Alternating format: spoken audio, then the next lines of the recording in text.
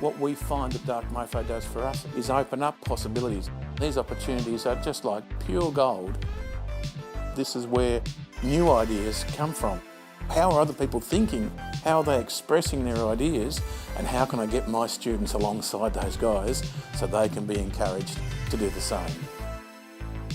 With music, responding to the brief of silence is pretty difficult. We're just improvising freely, using a lot of different techniques and approaches to instruments. So taking a traditional instrument like a guitar and preparing it with perhaps a cork or different kind of materials to get a different sound.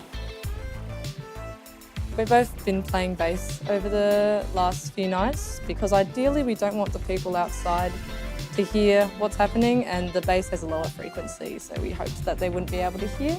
Maybe just cycling through some chord progressions and trying to improvise some stuff there. Nice to say we'd been part of something Dark Mofo related. Yeah, it's really cool to interact with the people that come along.